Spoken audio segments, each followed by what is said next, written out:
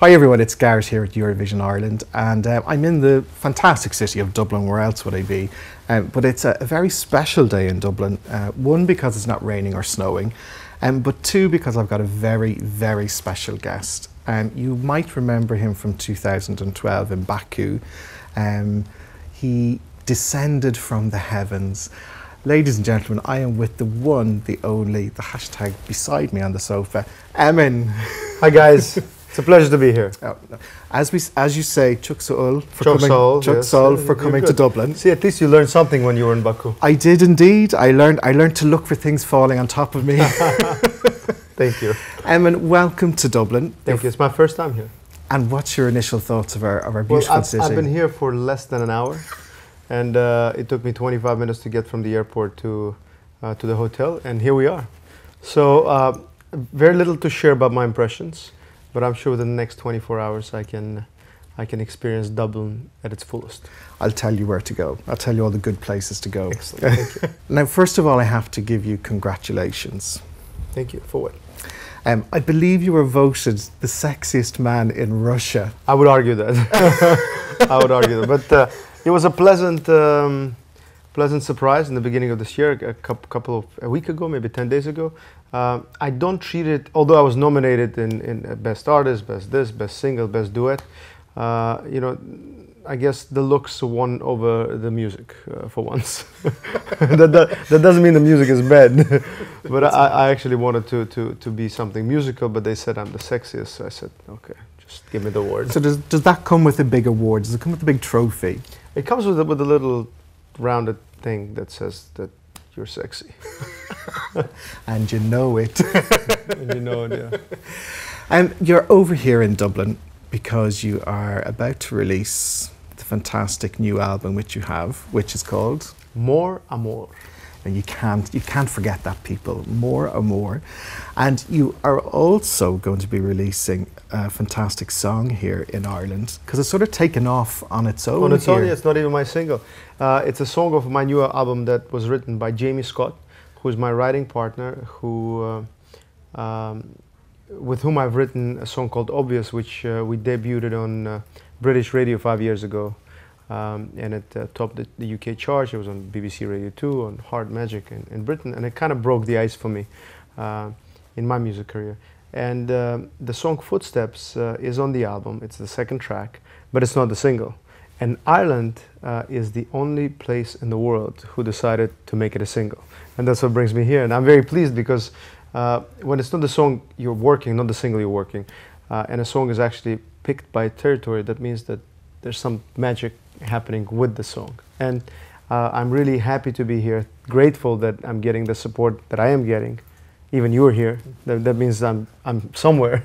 You're doing good. And I hope to come back here in June, July with a proper show, with a full band, and actually show off my music. If anybody wants to just check out, because there's a fantastic acoustic version of Footsteps on YouTube, we're going to put it into the article because it really is fantastic. And for me, and I'm trying not to go fangirling now, because I'm a huge fan. Even before Eurovision, I knew of your work. Okay, not a lot of people would know. This is your 7th English-speaking album that you've done so far. My first 4 were consisted of the songs I've written and some classic covers, standards. But they were all released only in the Russian territory. So I consider this is my 3rd international album, and hopefully the one to break new territories, because I think the previous album was called Amor, and with the success we had with it, the label that I'm signed to, Warner Music, they wanted to release and support an album which would consist of the best music that I've done. So 5 tracks are completely fresh and new. They include all my 3 singles, Woman, Footsteps, and Boomerang. 5 tracks are from the few previous albums that I've had some success with in Britain and other territories around Europe. And 5 tracks are from the previous album, Amor. And one song I wanted to put on the album is my debut song from 10 years ago. I've written it on my own. We reworked it, and it's on the album because it's the token of my appreciation that it broke my first my first success was through that song. So it is in the end became the best album that I have, because it consists of the best songs that I've ever done, and including some fresh songs that are my singles. So the hopes are high. It's been received quite well wherever we've been so far, and we have a big plan for the spring to tour around Spain. We have shows in Paris and London, and hopefully come back to Dublin with a proper show. You need to make a promise to me now that you're going to come back. Oh, it's a promise, 100%. If we can have more than 50 people, if we can have more than 50 people in the venue, you got it. Okay, we'll easily do that. And you heard it first. He's coming back to Dublin. And if I was to, you were just talking about all your other albums and the ones, as you said, ones which were released sort of in Russia.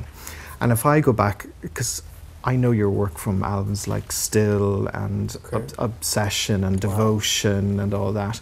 And I see your voice itself has matured so much over the years. And I really, for me, it changed quite a lot from 2010 onwards when you were working with Brian Rowland. Yeah. Would you think that would be a fair assessment, or how did he help you develop your voice? For sure. What happened was, since I'm a big Elvis fan, all the songs that I used to write and record and pick, they were all in the baritone low register, kind of like Elvis, in a very comfortable zone. So when I met Brian said, so let's try a song. So the first song we've ever recorded with Brian Rowland was a song written by Enrique Iglesias and Paul Berry, which was Don't Go, which Enrique never ended up using. I just went to see him live in Moscow, and after the show we were talking about it, he said, I gotta hear that. He actually demoed on the original. He goes, I actually demoed on that song, and it's on your album. I'm like, yeah, I wrote that song. I'm like, yeah, you gave it to me. So before I went in the booth, Brian told me, Emin, let's just try it. I'm like, okay, let's transpose it into like a lower key, like a lot lower keys, like 3 whole steps. He's like, no, you're gonna sing it in the same key. I'm like, Brian, I don't have, that's beyond my reach register. He goes, no, you got it, come on, just go. And we ended up in a couple hours with a song that to me at first sounded like it's not even me singing it, because it's so high, the voice is so scratched, I'm reaching for those notes. Then the song went into production, and when I heard it a couple of days later, like a rough demo, it just sounded like new me, and I knew that we found something. And that something was still maintaining the low register in the verses, you know, going up in the bridges and pre-choruses, whatever they call them, and going really high in the choruses. So it does take quite a large range to do it, but especially when I'm doing live shows, I think when you have a ballad and you reach for those notes, you're actually getting a certain emotion that everybody can affiliate with. But that's something I wouldn't be able to do on my own, and Brian was the one who pushed me over the board to actually go and do it. And now I have songs that are like so high that it sound like ultrasound. I was like, ooh. To me, you know, you've done some very interesting collaborations and duets with people.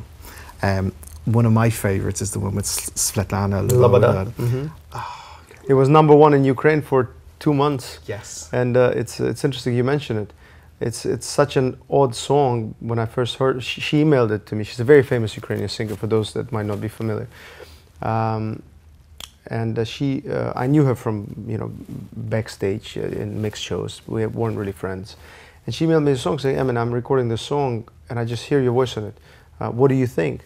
I heard the song, it was very late, like 1 or 2 p.m. at night.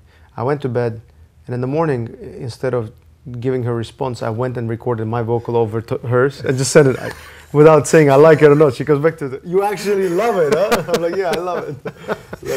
That's being assertive, especially with somebody like Svetlana. Exactly. You're like, okay. And we ended up recording, and it was the most successful duet I've done so far. It's the thing I also like about it is that you prove in the video that you're very handy with a sledgehammer. I am, yeah. That was my part of the concept. We built, the concept was to build 2 rooms and have 2 different sets. One is contemporary, and Svetlana is there with her lover, and I play a writer, that is dreaming and thinking about the girl who is Svetlana with another guy. But we are shown in two different sets, two different worlds. And eventually, when I get really angry, I start breaking through a brick wall with a hammer. And actually, the viewer, as the camera comes out, sees that there's only wall between us, and actually these worlds are connected.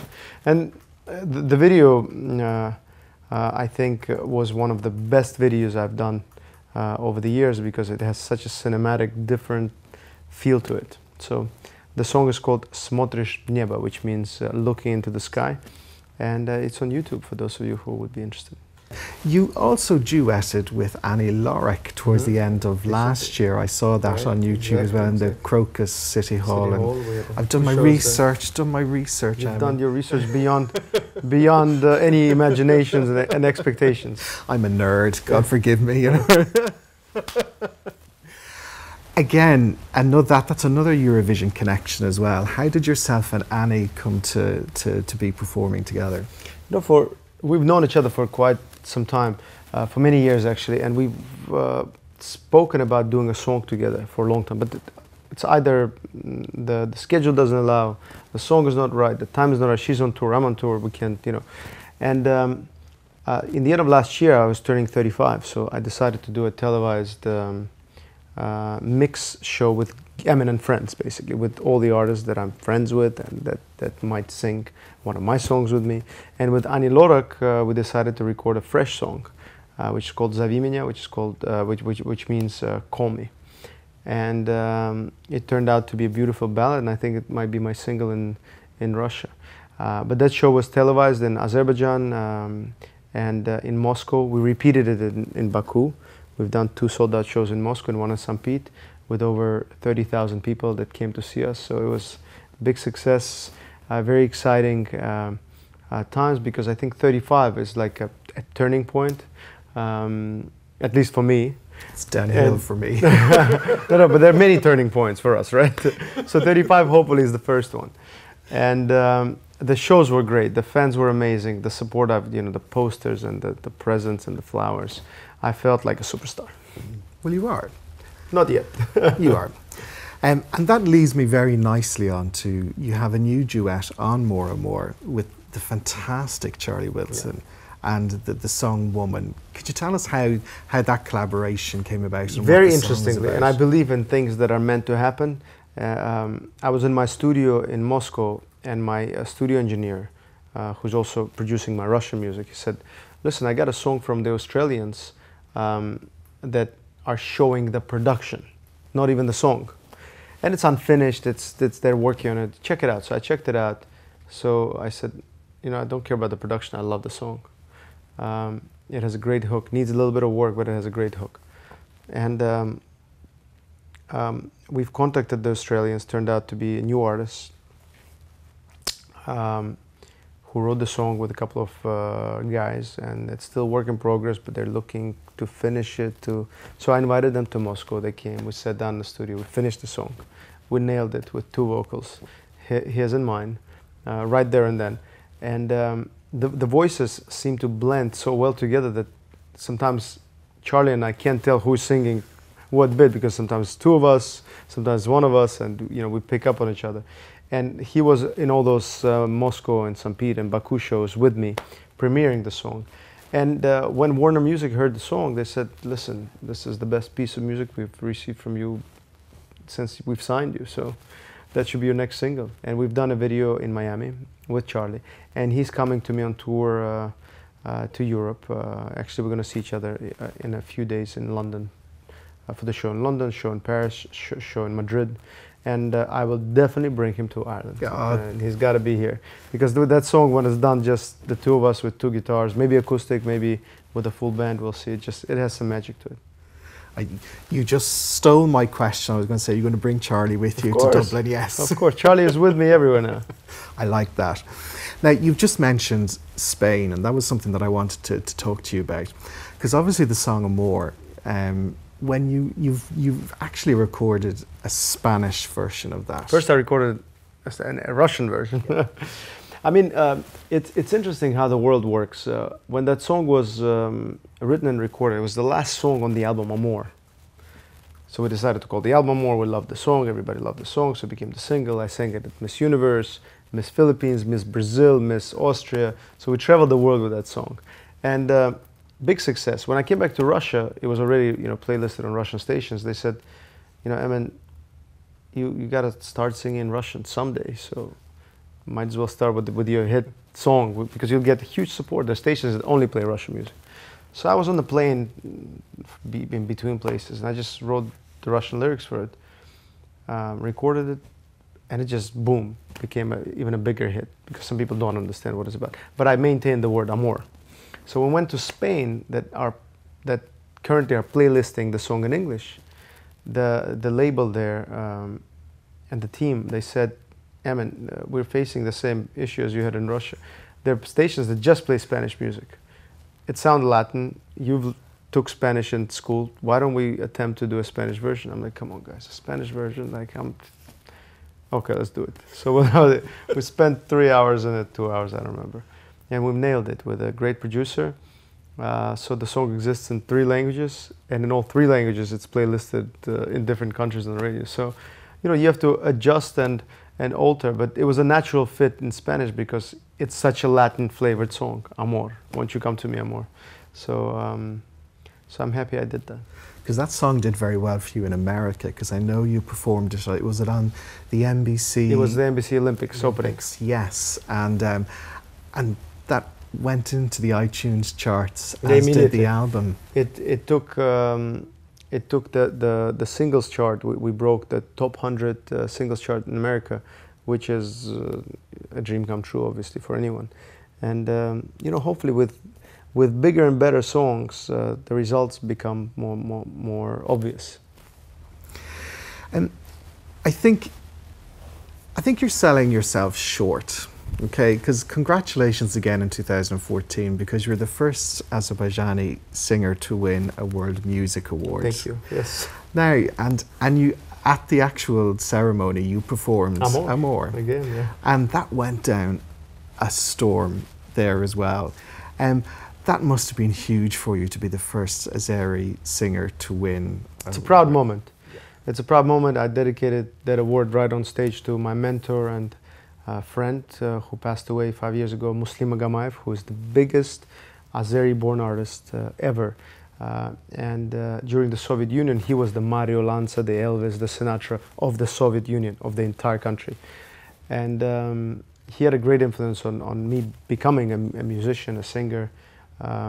So I dedicated to him, and right off of that, I took that award back to my home country, to Baku, Azerbaijan, to share with the people that, you know, Azerbaijan now has a World Music Award, which is the first for them, for us.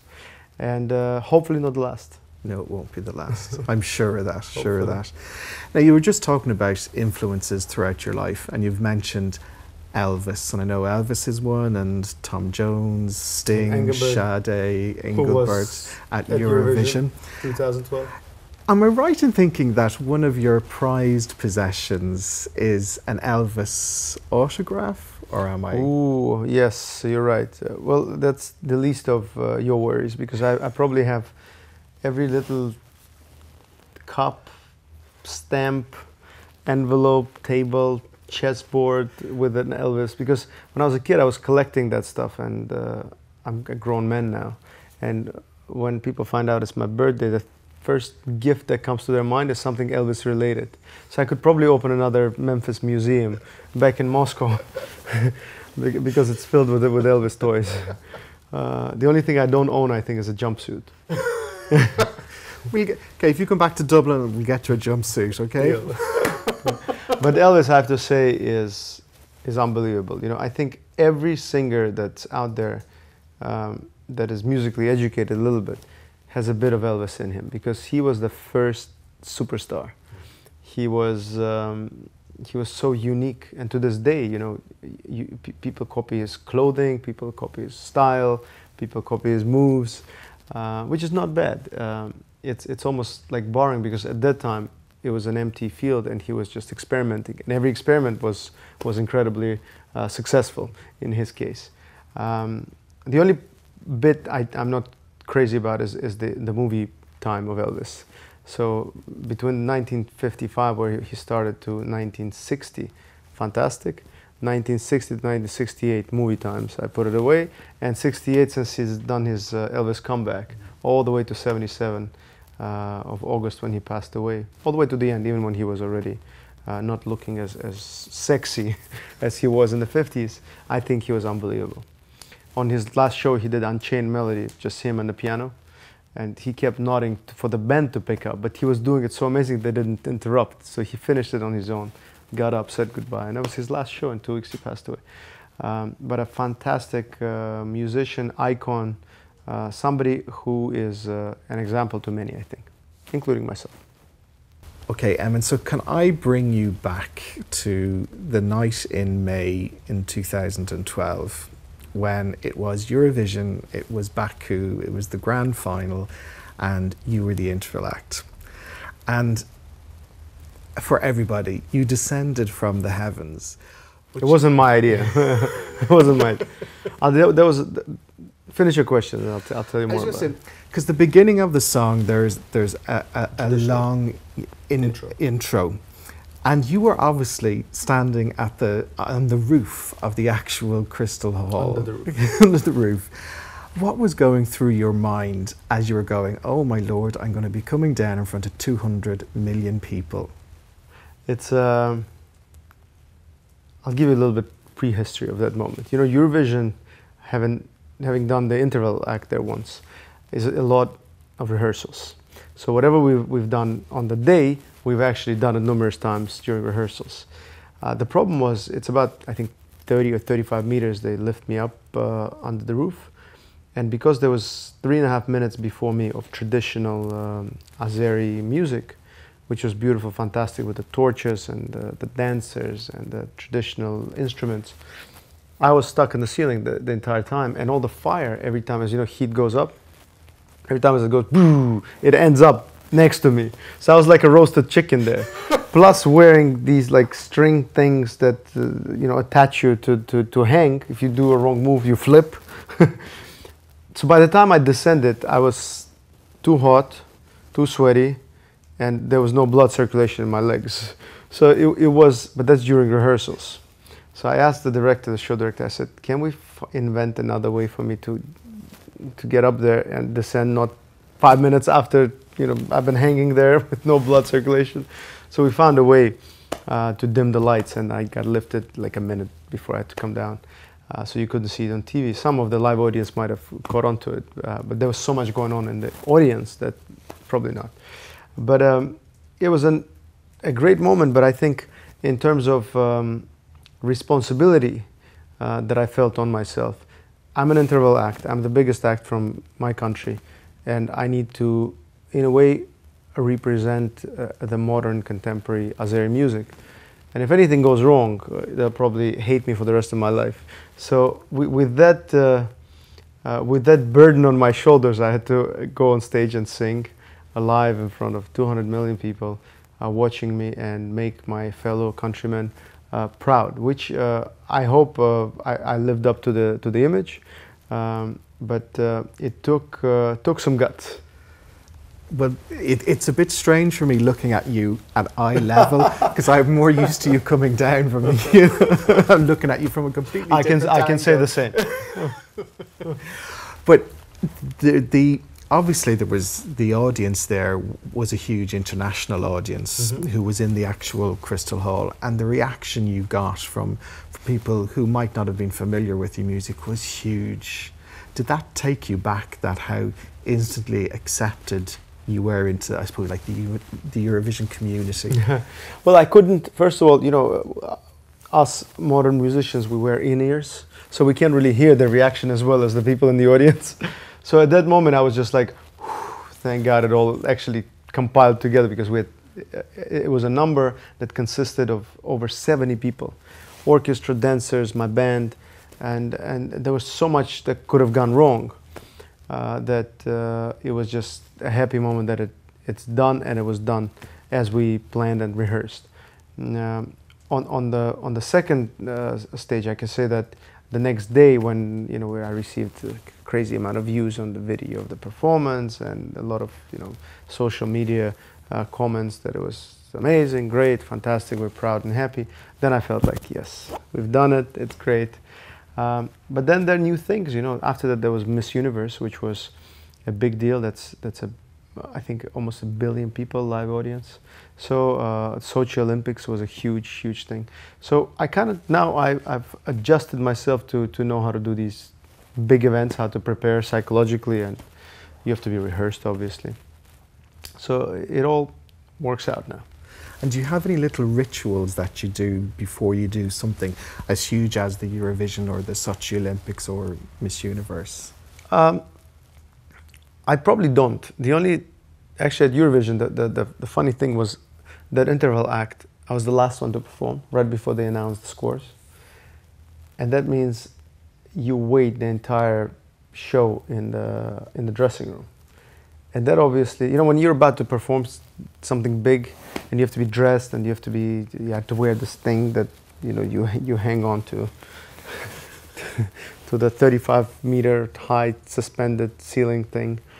The weight wears you down. So the key is not to lose your energy, or even if you lose it, right before you go on to get that adrenaline going, to be exciting, to be, you know, to be energetic there, to actually exhale some fire, rather than, you know, I've been waiting here for 8 hours. I've been here since 6 a.m. You know, I'm tired of doing it. So you just need to snap into it. I don't have any particular rituals now. Just need to be rehearsed, prepared. That's always the best thing. Be well rehearsed and well prepared. Would you ever consider writing a song for a Eurovision contestant? 100%. Yeah, 100%. Actually, you know, El and Nikki that won Eurovision and brought Eurovision to Baku had a fantastic song, Running Scared. And I've gifted to both of them one of the songs I've written, and Eldar has recorded it. It's on YouTube. And Nikki Nigar, she is, I think, in process of recording now. But of course, you know, there are many songs that I write that never end up being used. And because obviously I cannot, you know, sing the hundreds of songs I write every year. So just the good ones, give them away, let other people sing them and be happy with them. Just like Enrique, who wrote the song with Paul Berry. You know, he didn't need it because he had many songs like that. Hero and many, I don't remember the names, but he didn't need another hero type song. Sure. Because it's been done. And same thing happens to me. There are songs that kind of repeat themselves in terms of the melodical moves and chords and some lyrical similarities. Even, you know, even if the meaning is the same, you feel like I already have a song like that. Why do I write it? Go away. Now I think it's only what I'd like to do is like get to know, I suppose, Emin the man.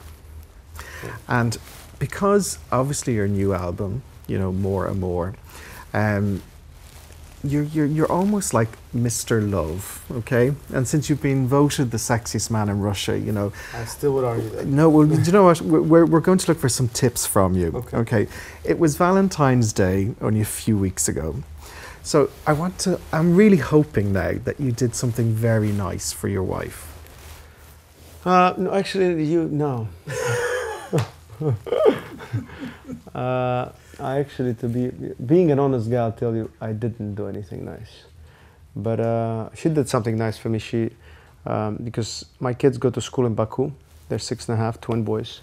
Right after Valentine's Day, I took them to Moscow for almost 2 weeks.